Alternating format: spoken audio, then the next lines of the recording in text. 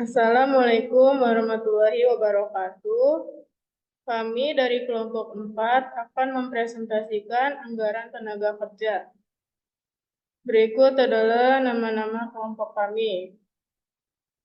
Pengertian penganggaran tenaga kerja. Pengertian penganggaran tenaga kerja adalah perencanaan terstruktur terhadap balas jasa yang diberikan terhadap para pekerja untuk masa-masa berikutnya. Penganggaran tenaga kerja sama seperti penganggaran bahan baku, yaitu perencanaan terhadap para pekerja langsung saja. Penting untuk dicermati sama halnya penganggaran bahan baku. Penganggaran pekerja ini dihubungkan terhadap penyusunan anggaran produksi sebelumnya. Penganggaran tenaga kerja mencakup permasalahan yang kompleks dan rumit. Maka dari itu penting dihitung dengan cermat oleh pimpinan departemen.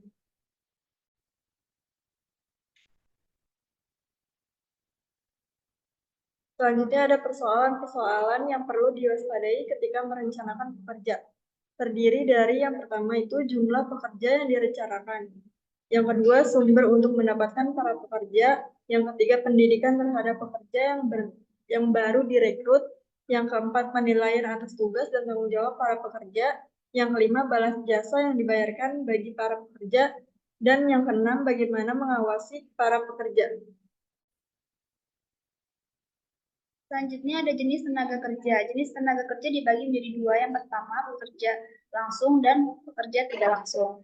Yang saya akan jelaskan pertama yaitu pekerja langsung yang mempunyai sifat yang pertama yaitu ongkos yang dikeluarkan bagi pekerja ini dibebankan langsung terhadap aktivitas pemproduksian.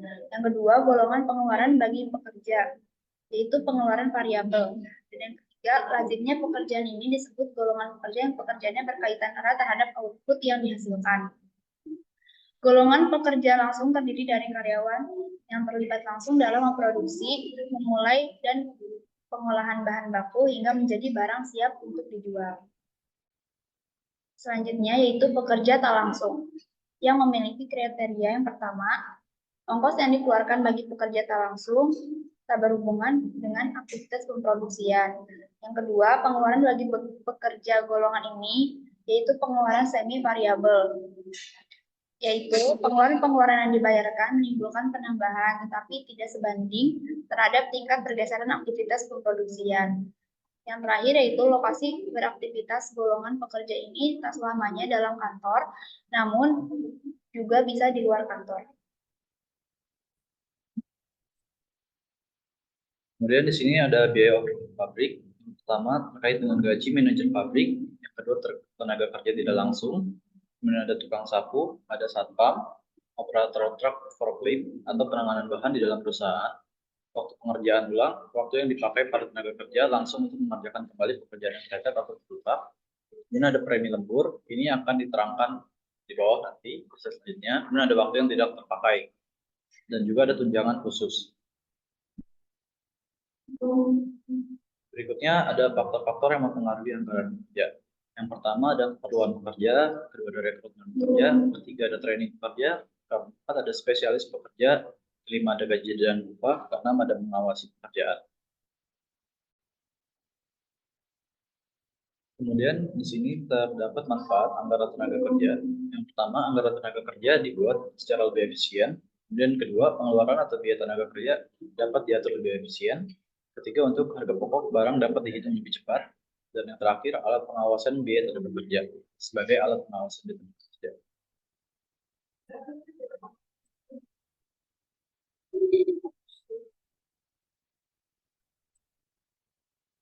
Perusahaan Jaya Abadi mempersiapkan penyusunan anggaran tenaga kerja untuk tahun 2017. Data yang tersedia untuk keperluan tersebut adalah sebagai berikut.